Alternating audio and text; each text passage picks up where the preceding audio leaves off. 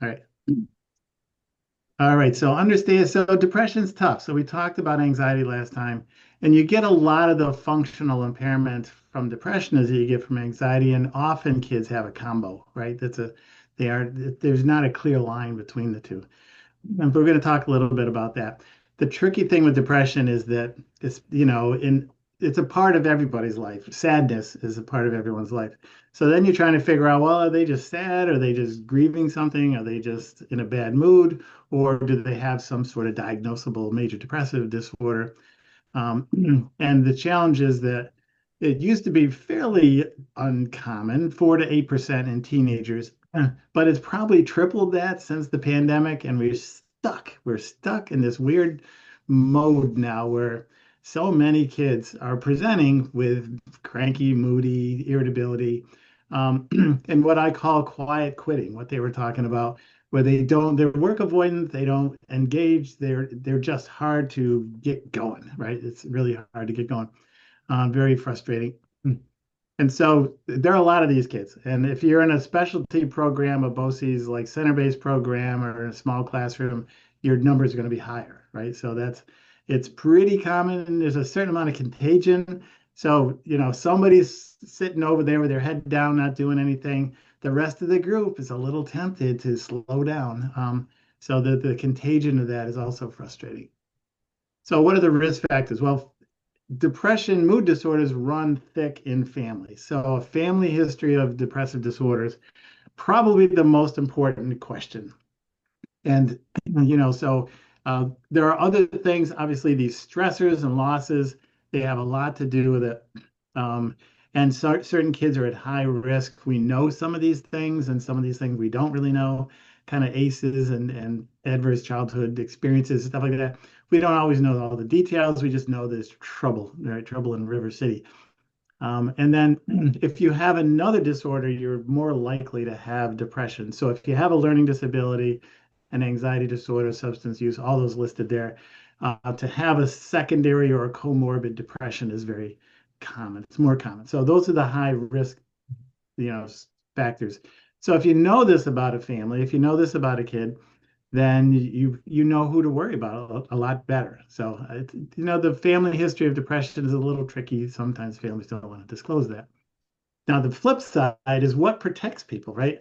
And if you look down through here, there's a couple things that protect people, but you see like 5 out of 6 of these are relationships, right? It's all about relationships. So the parent-child relationship, the primary care relationship, the relationship with teachers and staff at school, a peer group, sports clubs, all that kind of stuff. All those things are very, very important to keep lifting people up. So anything you can do to foster that relationship building in the school, like authentic relationship building and not just fluff. And then also, it has to do with your cognitive style. So if you happen to be an undramatic problem solver, you probably know some of those people who just get the job done and don't get all dramatic about it. That helps. And if you happen to be a smart person, that also helps. But you can't do much about that, right? You get what you got. Um, and so that helps. But just to emphasize how the protective factors are almost all interpersonal. So that's really important to remember. So these are the diagnostic criteria for major depressive disorder. And it's important. Some depressed people don't look depressed, right? They don't even describe themselves as depressed. They're just really irritable, right? So in teenagers and kids, irritability is a big thing. And then they stop enjoying things.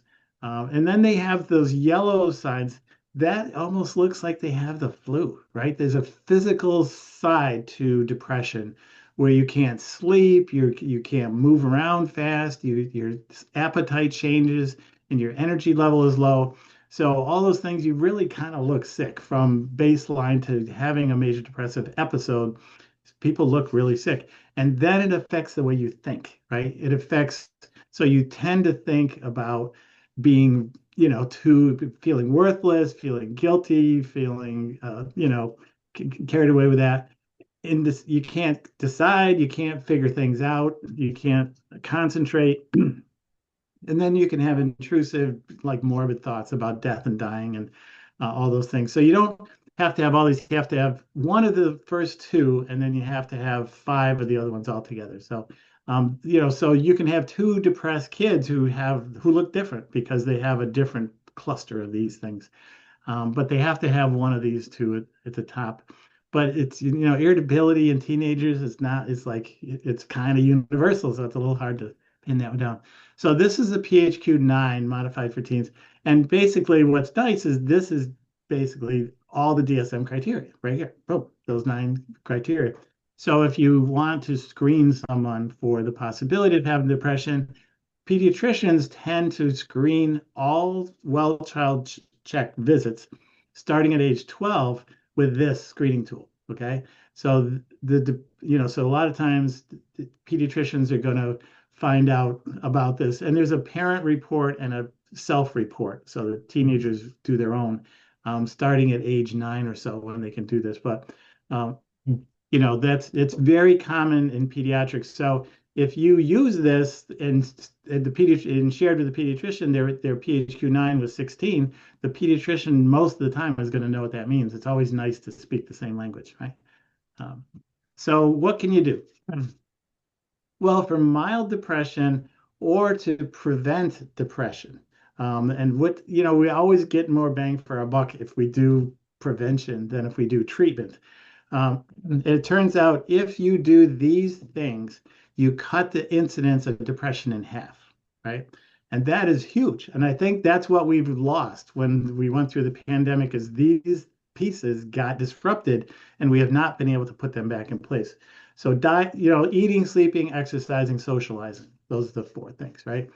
And so all those things, and so you gotta actually have a relationship with people and not just online, although online's better than nothing, but it's not the same. Exercise, you don't have to be a marathoner, you just have to walk the dog, you have to move. Adequate sleep and sleep hygiene is so important for teenagers, although they tend to give up on their sleep hygiene when they're teenagers as opposed to when they're little kids. The parents also tend to give up on it, which is not a good idea. And you cannot sleep well when you're checking your text messages or scrolling online or shopping or whatever you're doing in the middle of the night with your phone is not sleep. And then healthy diet and exercise. Diet is tricky because it takes effort, right? I mean, you guys all, feed yourselves and feed families and and you have to plan, you have to shop, you have to prepare the food, you have to get the kitchen ready, you have to clean up the kitchen, you have to get everybody to show up. It's a project. So, the people have to be fairly functional to eat healthy foods, right? It takes some work. And so we tend to slide into the American diet is 75% processed foods, highly processed foods and fast foods. 75%. So most of what we eat is not healthy, which is a bit of a problem, but hard to change. But we're starting to see even like, bowel cancer starting to affect people that are 35 or 40 years old because of the dietary problems that we have here. So it's not a small thing, but, families get in patterns. It's hard to break that.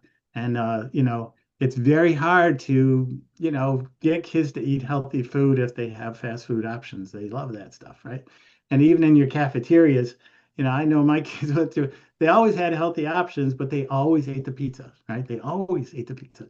And it's better than some things. So why can't you prevent depression more easily?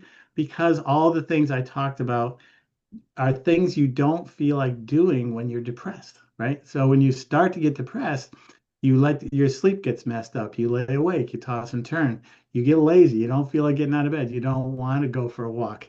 You you want to eat comfort food, right? Comfort food is almost always unhealthy. It's okay once in a while, but if you do it all the time, it's bad. You tend to lose your energy for socialization. You don't feel like doing stuff or going places. So it's very hard to get people to work on their lifestyle things that are contributing to their mood. But you can set baby step, small step goals, and people can do this. And we can all do this. But you can't do it all at once. You can't fix this whole thing. You have to do a little bit at a time. So the other problem is when you're trying to, I think I showed this with anxiety. In order to get people to function, right? you have to have high expectations, at least some expectations.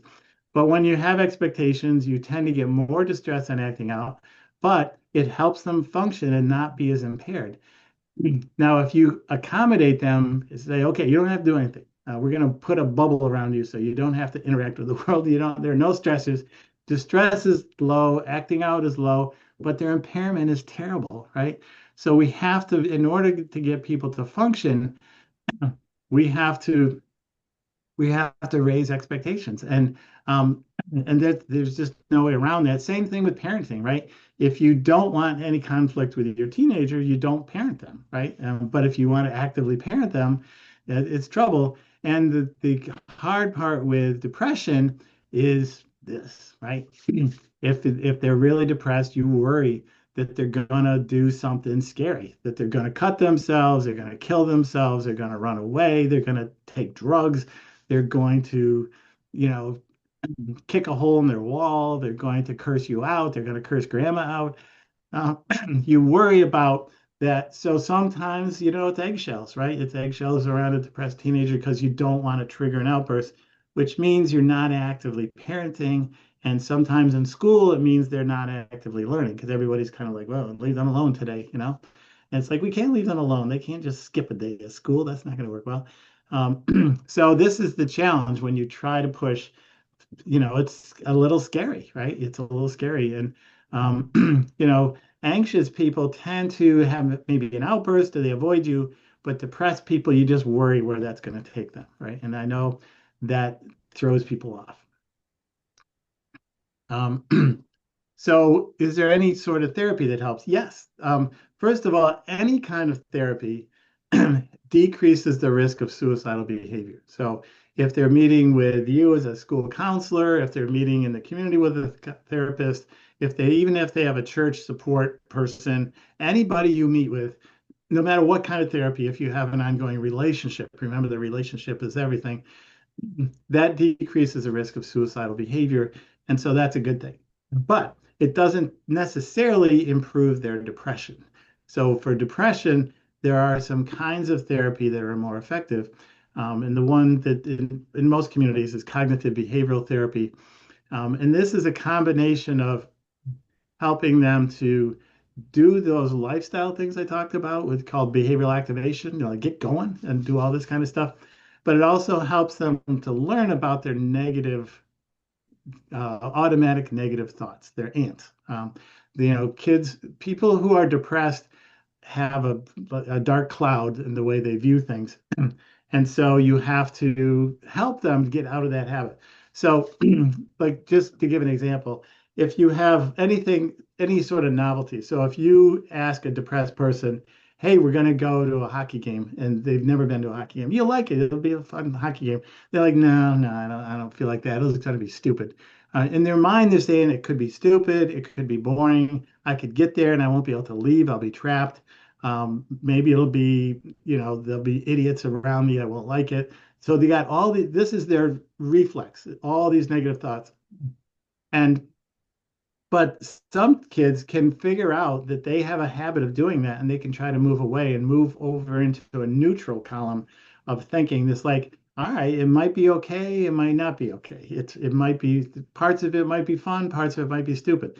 I think though, if we want to bail, I think Uncle Joey's pretty cool. He'll probably let me bail. He'll take me home.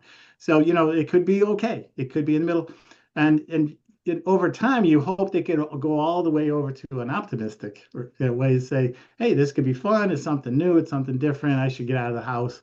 This is a good thing.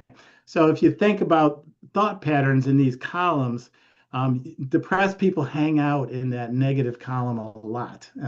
And so anything you offer them, so if you say, hey, you want a little help with your reading, they're like, no, I don't want help with my reading. They think because reading is stupid, this is terrible, you don't really like me, you just do this for your page. This is what's running through their head.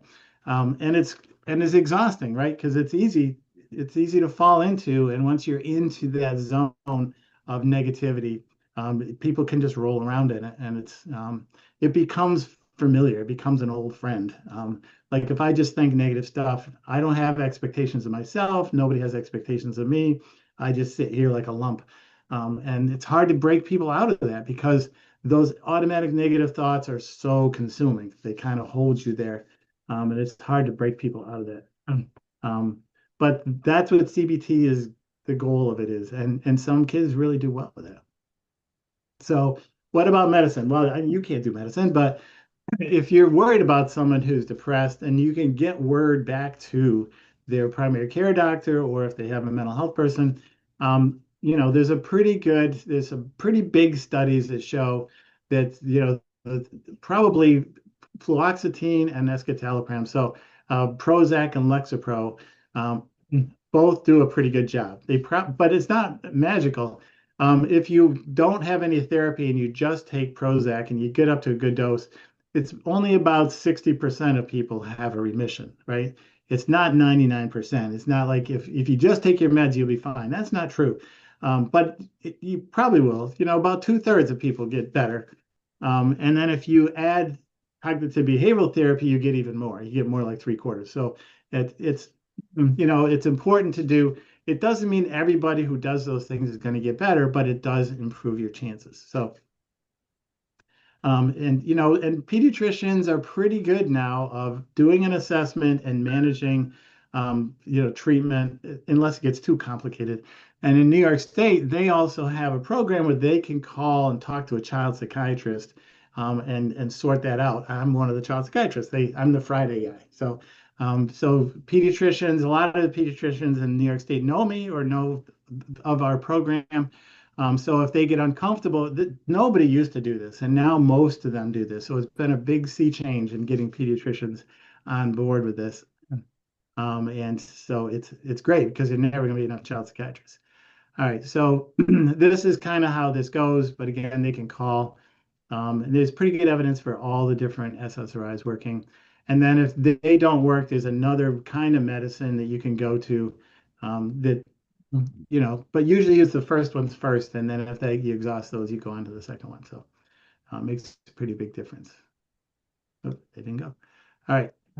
So what do you do with, the depressed kids that you run into? Well, as far as an overall treatment plan for the community, which would include you guys, it would include the family, include the pediatrician and any mental health providers, you got to work as a team. For mild symptoms or early symptoms, those lifestyle interventions I talked about are really important. For moderate severity, you do all those things and you add either cognitive behavioral therapy or an SSRI. And if it's severe, you do everything, right? You do all those things, the lifestyle things, plus cognitive behavioral therapy, plus an SSRI. And so you just kind of, have to judge how impairing this is, how much distress there is, how bad this is. But trying to put kids into this category a little bit. And again, pediatricians are going to need you to help them because the family sees the kid at home, but sometimes how the kid presents at home and how they present at school are way different, right? So you want to make sure that you have one kid in mind. It's I've had some kids that presented to me with their parents looking wickedly depressed. And then I spoke to someone at the school and they said, no, they have millions of friends. They're very happy. They're functioning very well. They're just depressed when they're around their parents. So that's really important to know because that's a different problem than the kid who is depressed all the time, right? So that's why you need the collateral information. Remember those protective factors, relationship, build those relationships. Depressed people lose energy for their relationships and they let them go. They stop working at it, they stop nurturing their relationships, and they get more and more isolated. And so if a parent says, they come home, they go up in their room, they close the door, and I don't see them again. And they after we go to sleep, they get up and they eat something out of the refrigerator. Well, that's not good. And they, so parents need to make some sort of an effort to, you shouldn't let teenagers like that have a locked door and not ever come out. So, but to go in and schmooze a little bit and ask what they're doing and to watch them play a video game and to talk about that and to be curious about what they're doing. I used to watch I have 3 sons, play video games. I had no interest in these video games, but they were interested in the video games. So I would have them explain them to me and teach it to me a little bit. And I've just hang around, sit back and watch sometimes and comment a little bit here and there, just so I know I was with them. I was just with them. It's easy to say, to judge. My wife hates video games, so my wife would just like turn that stupid thing off. And I'm like, well, you can't quite do that, you know. And if you just do that, then they're going to feel like they're always misbehaving whenever they're playing the game, and that's not exactly true. Um, so there's lots of ways to handle these things. So again, the DSM criteria is not new. There's GLAD PC is a whole big program written for primary care doctors to manage depression. So they're trying. There's some great studies. And again, trying to do this behavioral activation, even at the school level, if you have like a walking club or you have one classroom against the other, they count their steps or something like that, and they compete. It's some way to get people moving. I think that's very helpful. Trying to be playful, to make sure gym class is something that people participate in, and to help kids, play and be a little bit of a kid for a minute. So I'm going to stop, and I think you guys have a case that you want to talk about.